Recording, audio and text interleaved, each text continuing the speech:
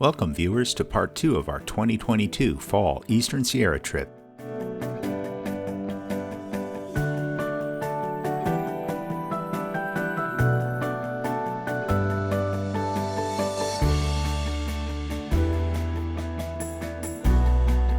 This story starts with us packing up from our boondocking location on Owens River Road.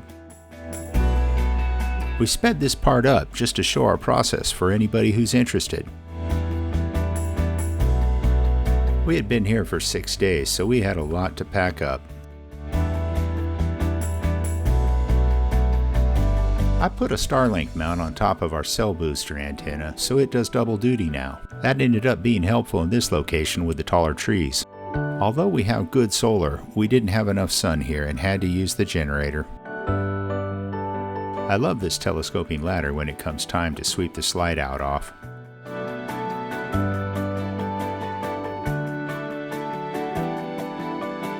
Unfortunately, our generator weighs close to 100 pounds, and I really need a smaller one for times like these when I just want to charge the batteries.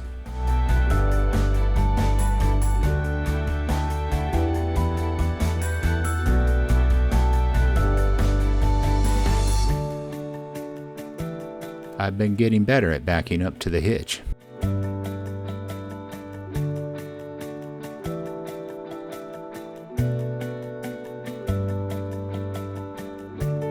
Dan gets the inside of the trailer and helps with the leveling blocks. And we are off. As we had family staying in Mammoth, we decided to spend this part of our trip close to town at new Shady Rest Campground. There are a few sites decent for solar, but they were booked, so a good thing we had the generator. They had half of the campground shut down for this season.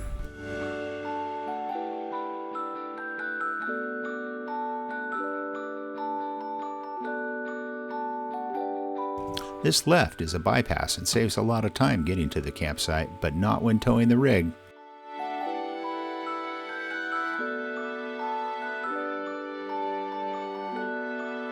The campground road can get somewhat narrow in places with the trees close by. Our trailer is just 30 feet long and I had to watch it, but it was not a serious problem. I did see some rigs considerably larger than ours come out. We were in Site 118, which is the very first site on the left as you drive into the campground, but you have to go around the loop to get to it. Fortunately, a service road straight in front of the site makes it easy to back in. This site has a good amount of space on the living side of the RV. Once we settled in, we took a walk up Forest Trail Road towards the village. As we had been boondocking the prior week, we welcomed the opportunity to interact with people again.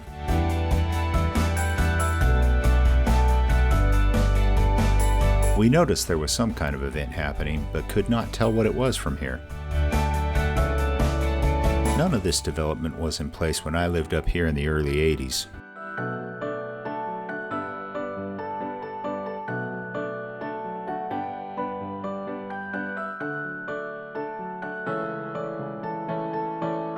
It turns out the event was Mammoth Trail Fest, which is an annual trail running festival hosted by the town. They have everything from a 1K for the kids all the way up to a 51-mile triple for the serious trail runner.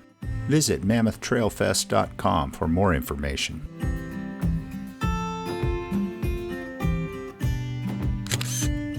We have stayed at the village in the past and used this to access the mountain ski area.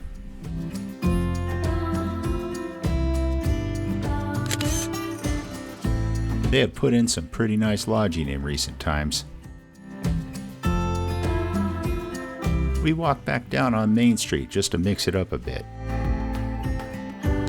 You can't miss Schott's Bakery when visiting Mammoth. We visited multiple times.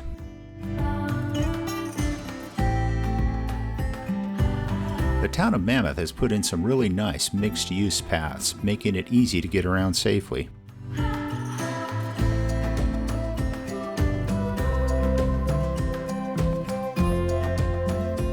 Fortunately, our site was very close to the entrance, yet it was not noisy on our visit.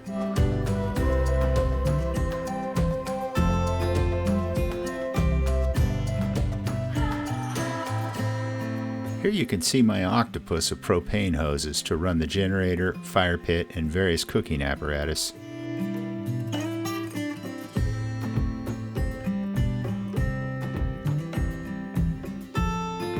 This is my adjustable standing desk, which I use when working outdoors sometimes.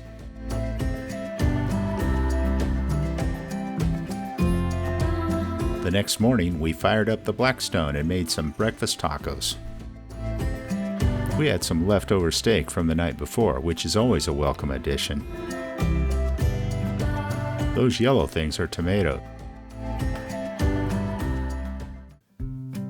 Or eggs.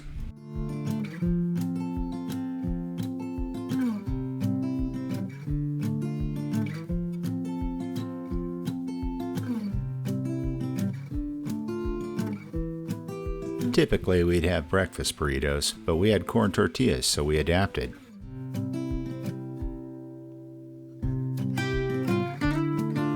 Mike had given us some delicious salsa his coworker made earlier. Later, we drove up around the lake's basin.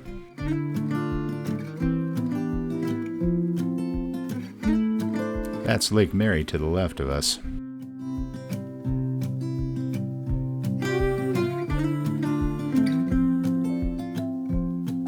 Back in the day, these cabins on the right were not nearly as fancy.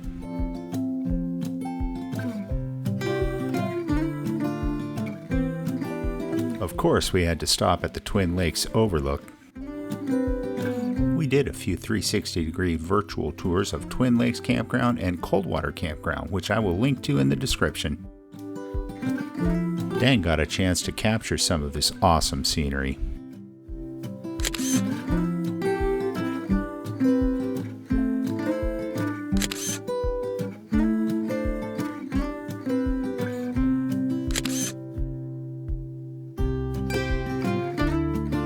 Then we headed up to Horseshoe Lake to meet Les, Paul, Charlie, and Rusty.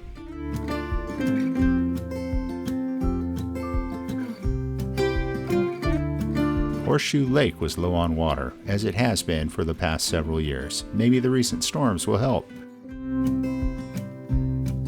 The dogs didn't seem to mind. That night we made patty melts and grilled Brussels sprouts. The next morning we headed up to Minaret Vista with the intent of capturing some drone footage of the backcountry.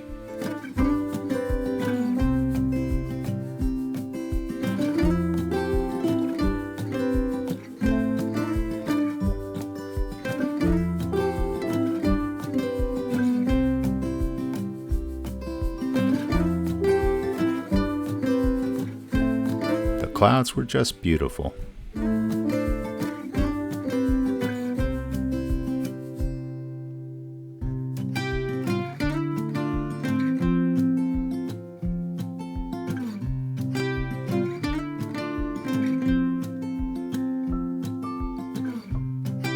There is a small jeep trail that leads to an overlook of the Ritter Range. Sorry, no camping up here. Wouldn't that be nice?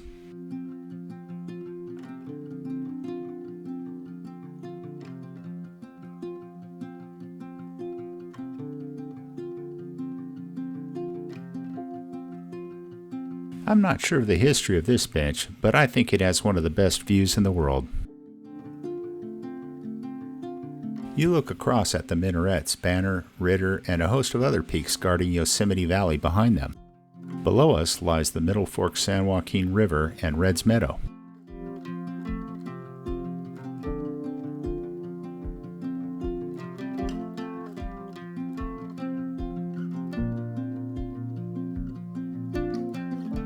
These folks are headed down to Red's Meadow.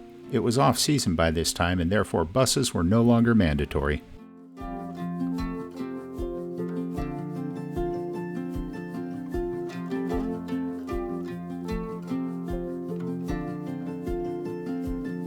This sweeping panorama gives a sense of how vast this wilderness really is.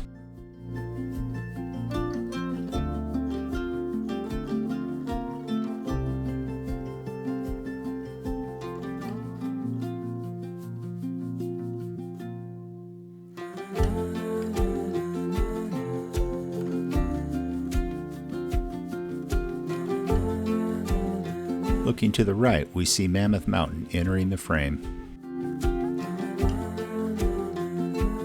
This elevation here is around 9,200 feet, and the mountains across the valley peak around 13,000 feet.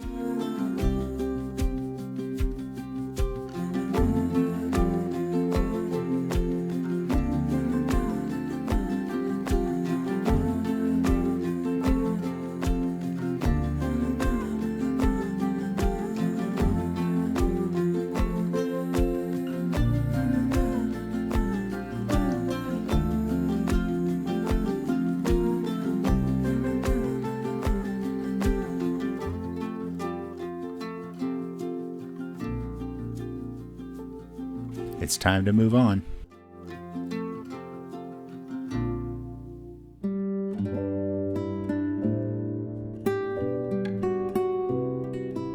We then headed back to the Lakes Basin.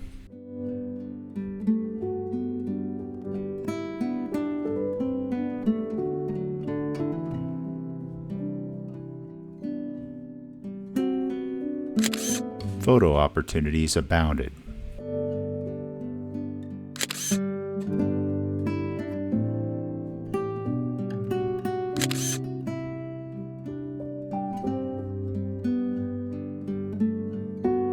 We took Old Mammoth Road down from the Lakes Basin towards town.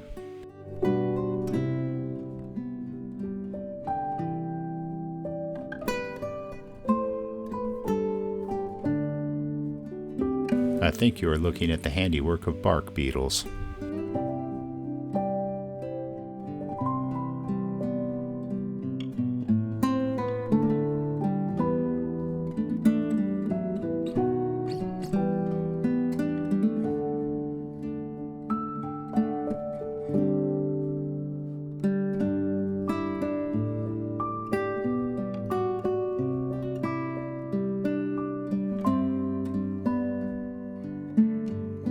Here we look out over Old Mammoth. The Mammoth Mining Company was founded not too far from here in the 1870s.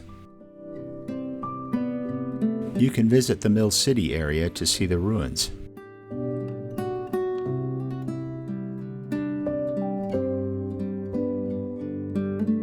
I can't imagine how those prospectors could survive a winter up here with the implements they had available.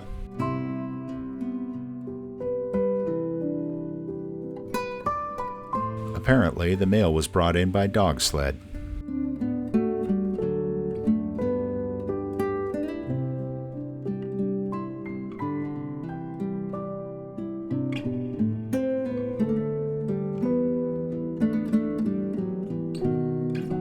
That's the base of Mammoth Rock right in front of us.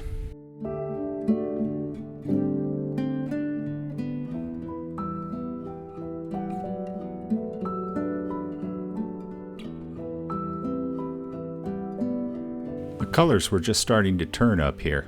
It's time we get back to camp.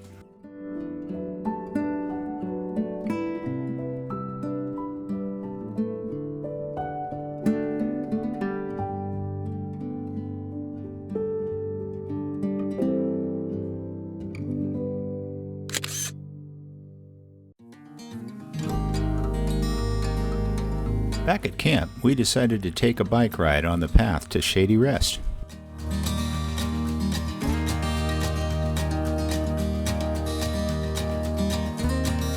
This is a super nice path that cuts right through the forest. You don't have to worry about cars, and it's less than half a mile from the park.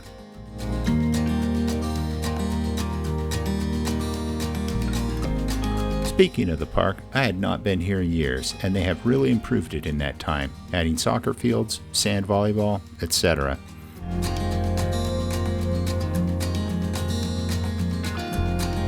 When I lived here 40 years ago, there was only one ball field and it was all dirt.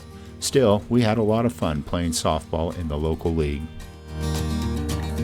The fields now look like they could rival just about any towns. Winter ball might be tricky though.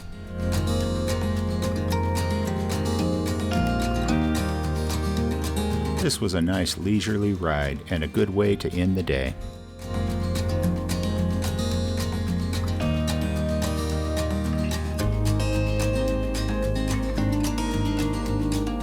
The trail goes right by our campsite.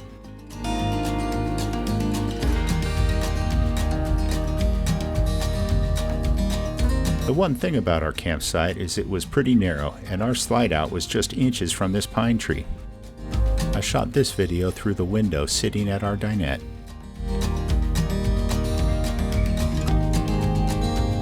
The next morning we met up and ate at one of our favorite breakfast spots. Paul's brother Dave joined us. Then we headed down to Convict Lake and rented a pontoon boat for some fishing.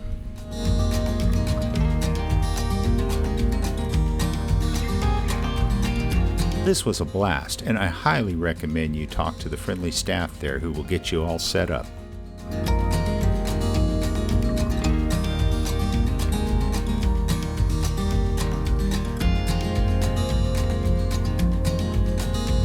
Even the dogs had a good time.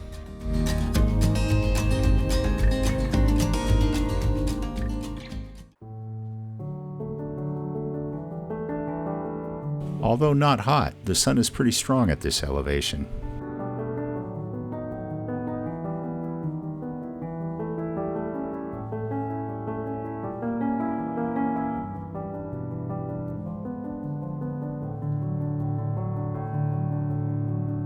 Everyone got in on the action, but the bite was not so great that day.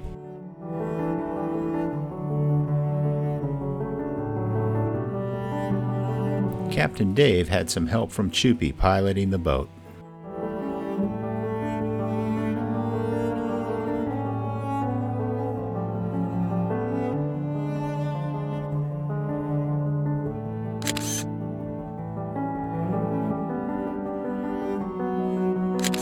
Paul landed the trophy, or only fish we caught that day.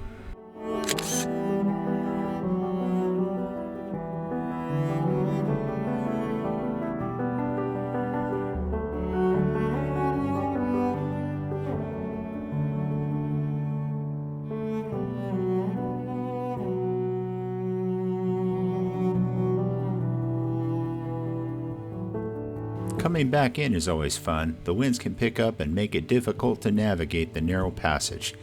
It wasn't bad this day, though.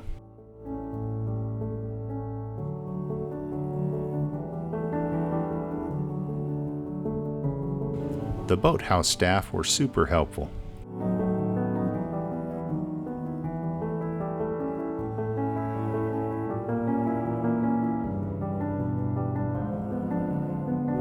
The next morning, Dang met up with the rest of the crew and headed down to Crowley Lake, about 25 miles south of Mammoth. Their objective was to see some stone columns, which involved driving on some dirt roads. The camera doesn't really do this hill justice. It's steeper than it looks, and you need a fairly high clearance four-wheel drive in order to make it up this hill. Or you can park at the base and walk the rest of the way in, which is just a few miles.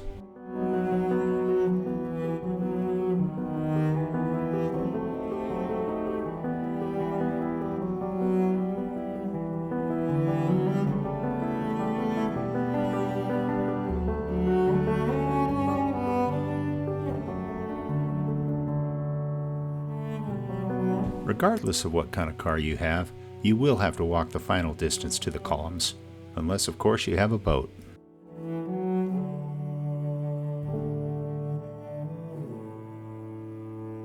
The trek down is moderately steep, and you will probably be better served with hiking boots rather than tennis shoes.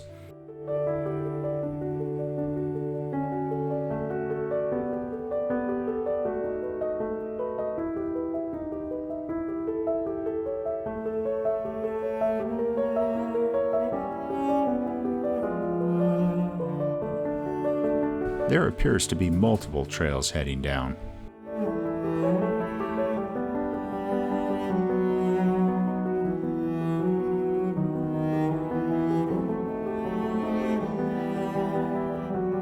In all the years I lived up here, and have been visiting since, I never heard of the columns. It wasn't until a few years ago that I heard about them.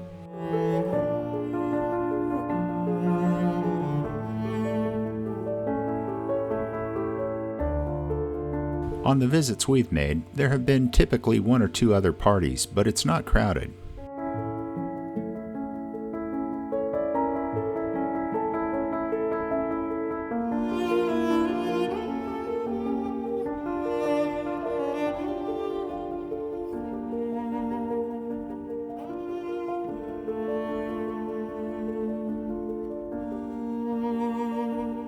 The water was quite green due to an algae bloom.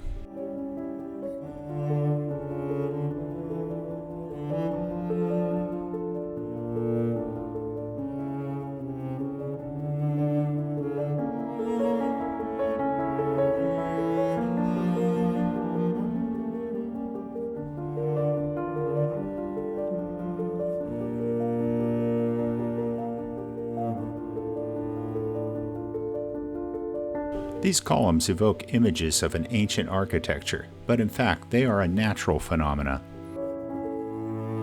LakeScientist.com has a good article on this. In summary, researchers from UC Berkeley studied this back in 2015 and believe they were formed when snow fell on the area during a huge volcanic eruption about 750,000 years ago.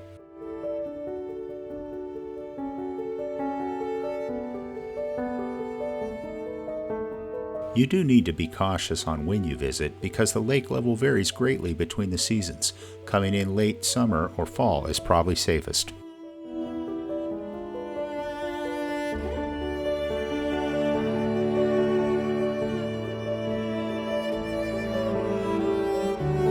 I assume some people may visit this area via boat, but I have never personally witnessed this firsthand.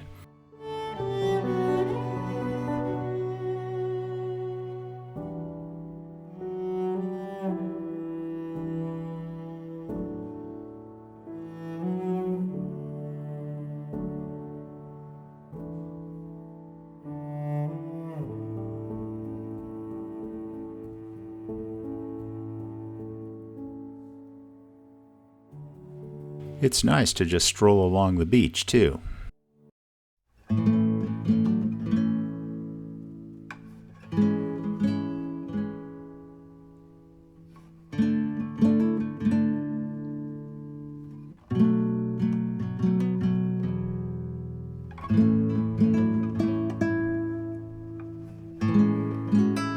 The dogs were having a great time as well. Maybe too much fun, as Rusty, the Labradoodle, pulled the collar off his mother Charlie and deposited it into the lake.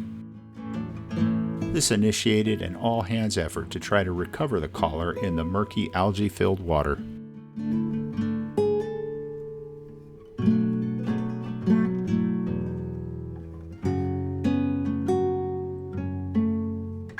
Alas, the collar was never recovered, but Les and Paul bought Charlie a replacement at Tailwagger's pet store in Mammoth, which Rusty now uses as a toy.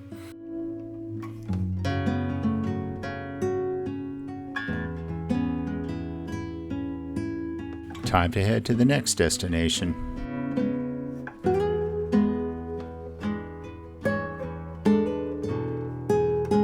Going up is a bit more work than coming down.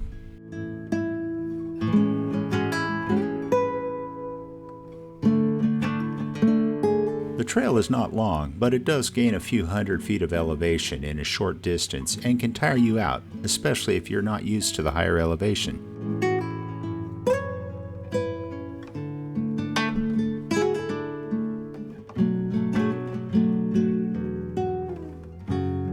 Finally, back to the trucks.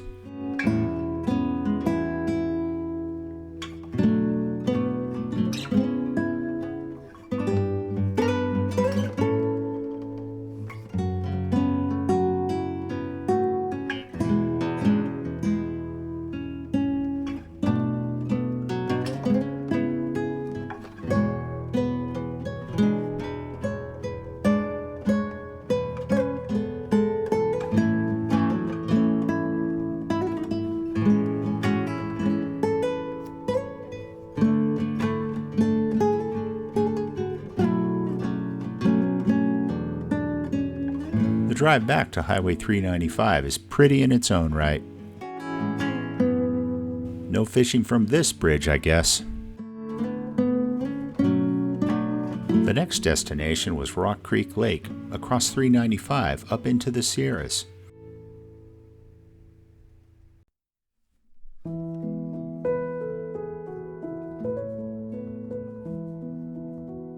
The lake sits at about 9,600 feet in elevation, and fall colors start here a bit earlier.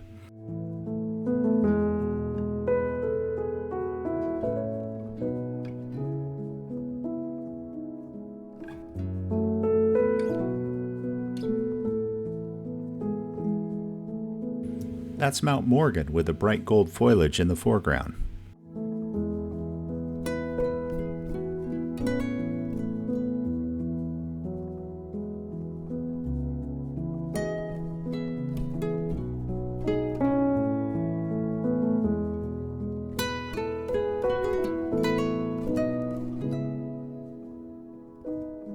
It was not busy on this visit.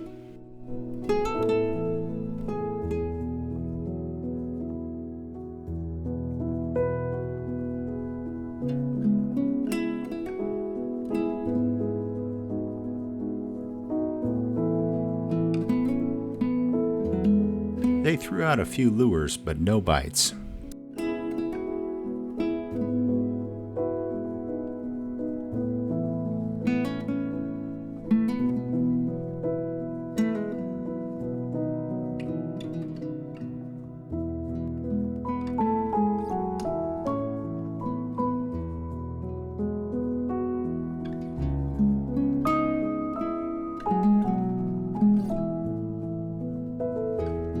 Some of our favorite trails lead out of this backwoods area, including Ruby Lake and Mono Pass.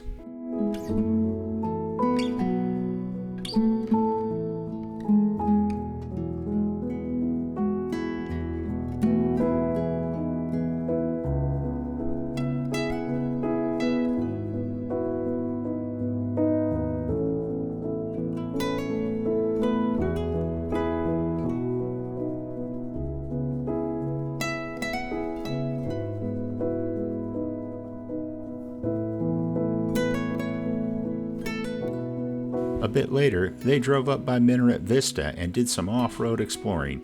You should have four-wheel drive if you want to do this.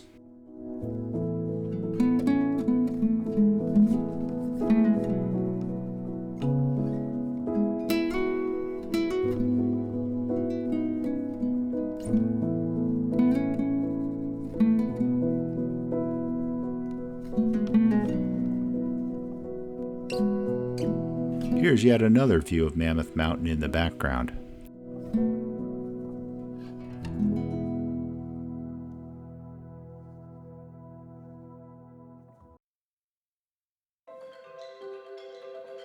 To find this road, you turn right just before the loop at the end of Minaret Vista.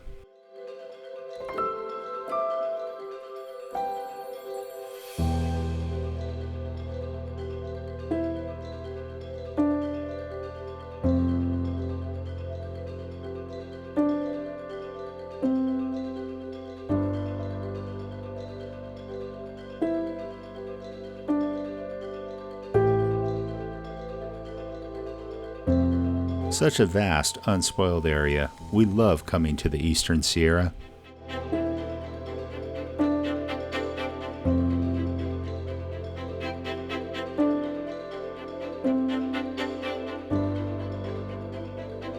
After all that, they finished the day up at Redd's Lake, right next to Mammoth Mountain.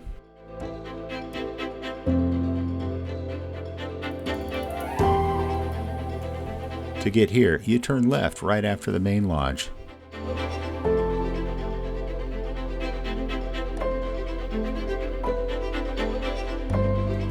Look how clear that water is.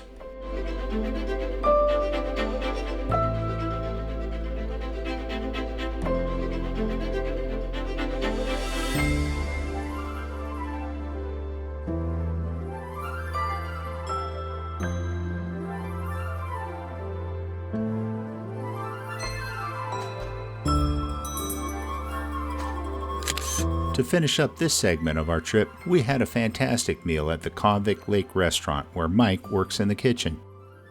They are one of the few places you can find beef Wellington on the menu, and it was delicious. And the tableside Bananas Foster is always a favorite. Well, thanks for watching. We hope you have enjoyed this part of our trip, and if so, please like the video and subscribe to our channel for more content like this. Stay tuned for part 3 where we explore Yosemite and Lee Vining.